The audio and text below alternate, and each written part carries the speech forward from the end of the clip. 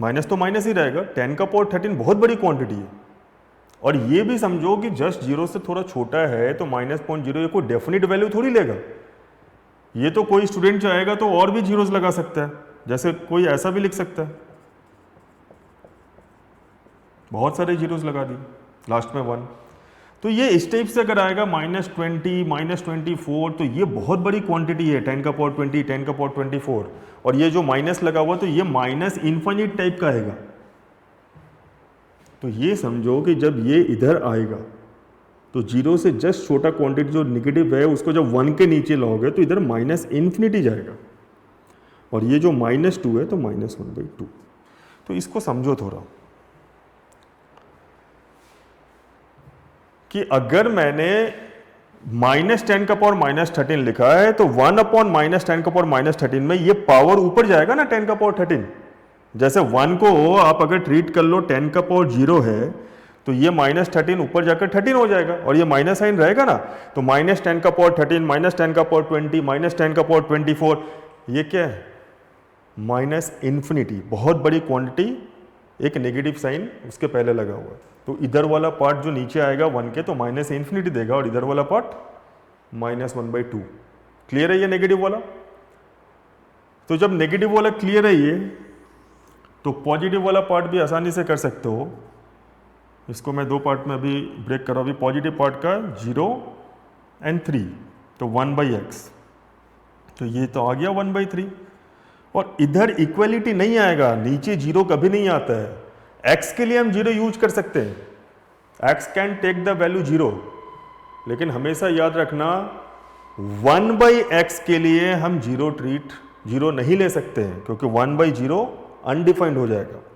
तो x can take the value 0, लेकिन 1/x के लिए हम 0 नहीं लेंगे तो ये इन्फिनिटी होगा। 0 से थोड़ा ज़्यादा अगर तुम 1 के नीचे डालोगे तो इन्फिनिटी आएगा। क्यों? जैसा मैंने यहाँ पे माइनस लगाया था, अभी मैं माइनस नहीं लगाकर मान लो मैंने ये प्लस ले लिया जस्ट मोर देन 0 में, तो जस्ट मोर देन 0 में अगर मैंने प्लस ले लिया तो सेम इनफाइनाइट वैल्यू आएगी, लेकिन साइन प्लस आएगा। जैसे मान लो ये 10 का पावर -13 है तो 1/10 का पावर -13, अभी 10 का पावर 13 आएगा, 1/10 का पावर -20, 1 ये ऊपर जाकर 10 का पावर 20 आएगा, तो ये प्लस इन्फिनिटी हुआ। तो ये जो इधर 0 जो हो जाएगा, 0 से बड़ा वाला, मुझे 0 तो इक्वेट कराना नहीं है क्योंकि 1/x में 0 नहीं आ सकता नीचे, तो 0 से थोड़ा बड़ा जब करोगे तो प्लस इन्फिनिटी आएगा। तो यहाँ पे 1/x का रेंज क्या हो गया? 1/3 से इन्फिनिटी। अब इन दोनों को हमें यूनियन करना है, ऐड करना है। अगर हम इन दोनों को ऐड करेंगे तो हमारा आंसर कैसे लिखेंगे? तो हम इसका आंसर, मैं इसके ऊपर ही लिख रहा हूं, इसका जो आंसर आएगा तो 1/x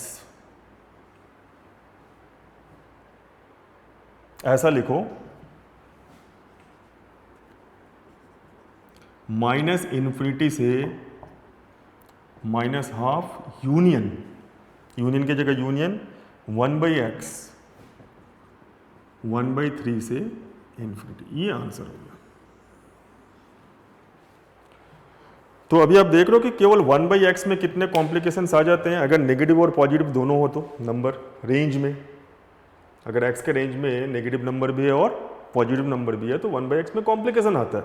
लेकिन अब एक बार जब आपने इस क्वेश्चन का एक्सप्लेनेशन देख लिया तो आपके लिए अब ये सॉल्व करना बड़ी बात नहीं है। मैं एक बार फिर से रिवाइज करा रहा हूँ इसको, कि जैसे ही आपको नेगेटिव और पॉजिटिव दोनों नंबर मिले x के रेंज में, आप इसको तुरंत 2 पार्ट में ब्रेक करो। -2 से 0, नेगेटिव वाला 0 तक स्टॉप हो जाएगा, फिर 0 से स्टार्ट होकर पॉजिटिव। ये फर्स्ट पार्ट हो गया।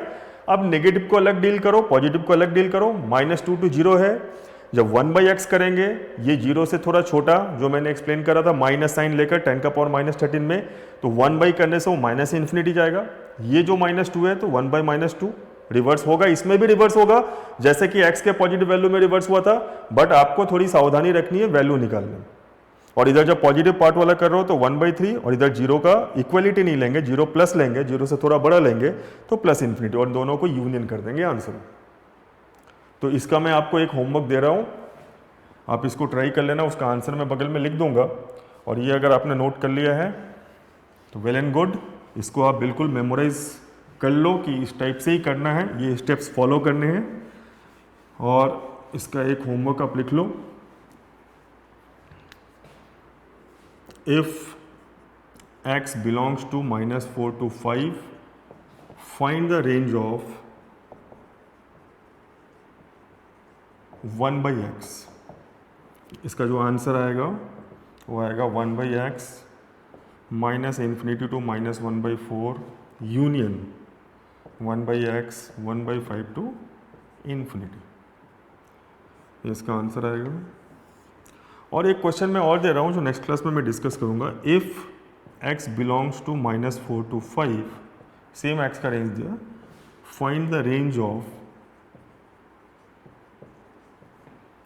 x²। ये फर्स्ट पार्ट, और इसी में सेकेंड पार्ट भी लिख लो आप, find the range of x³। तो अभी आपको थोड़ा क्लियर हो रहा होगा कि what we deal in basic mathematics. हमने फैक्टराइजेशन करा क्वाड्रेटिक का, जिसमें बीच वाला x का जो टर्म था वो स्प्लिट हो रहा था या नहीं भी हो रहा था, दोनों केसेस। हमें अगर x का रेंज पता है तो हमने 1/x का रेंज निकाला इन बोथ द केसेस, जब x पॉजिटिव है, पॉजिटिव रेंज है x का, या फिर नेगेटिव एंड पॉजिटिव दोनों पार्ट आ रहे हैं। और मैंने आपको एक होमवर्क दिया है 1/x के लिए, और एक मैंने होमवर्क दिया है x² और x³ का रेंज निकालना है when you know the values for x, range of x is known to you. तो इसको आप ट्राई करोगे, लेकिन आप सावधानी से करोगे। क्यों? क्योंकि मैंने आपको बताया कि कुछ प्रॉब्लम्स होते हैं जब x नेगेटिव और पॉजिटिव दोनों वैल्यूज लेता है। तो आई होप कि आप उसको फॉलो करेंगे। ये जो 11th का मैथमेटिक्स है, मैं मैथमेटिक्स की बात करूंगा, ऐसे तो it is valid for all the 3 subjects, mathematics, physics, chemistry. इसमें 10th की जो आपकी मेथोडोलॉजी थी पढ़ने की, उससे थोड़ा डिफरेंस क्रिएट करना है, और वो यही है कि आपको चीज़ों को तब तक ज़बरदस्ती नहीं करना है जब तक कि आप उसको अच्छे से समझ ना लो। आपको जस्ट आंसर लाने के लिए चीज़ों को नहीं करना है, आपको कॉन्सेप्ट्स को समझना है, जल्दबाजी नहीं करनी है, और जब तक समझ में नहीं आए आपको टीचर से पूछना है। ये आपको अपने आप में इंश्योर करना है कि मैंने उसके कॉन्सेप्ट्स को समझ लिया है, and then it should be followed by practice of n number of similar type of questions. So I hope कि ये आपको फर्स्ट चैप्टर का जो फर्स्ट डे है सारी चीज़ें समझ में आई होंगी। और अगर आज कुछ चीज़ें समझ में नहीं भी आई है तो हो सकता है कि नेक्स्ट क्लास में, जनरली इट्स माय हैबिट कि जब भी मैं नेक्स्ट क्लास जाता हूँ और जो टॉपिक को मैं आगे बढ़ाता हूँ तो उसका थोड़ा ब्रीफिंग करता हूँ पुराने वाले क्लास का, प्रीवियस क्लास का। तो मैं फिर से इसको ब्रीफ करूँगा, लेकिन आई विल सजेस्ट यू कि बार बार उस चीज़ को आप सुनो जो मैंने बोला है, क्योंकि एक चीज़ों को मैं रिपीट कर करके 2 बार 3 बार बोलने की कोशिश करता हूँ ताकि आपको अच्छे से समझ में आए। और फिर भी अगर समझ में नहीं आता तो नेक्स्ट क्लास में जब मैं ब्रीफ करूँगा फिर से प्रीवियस लेक्चर को, तो आप समझने की कोशिश करना। Thank you.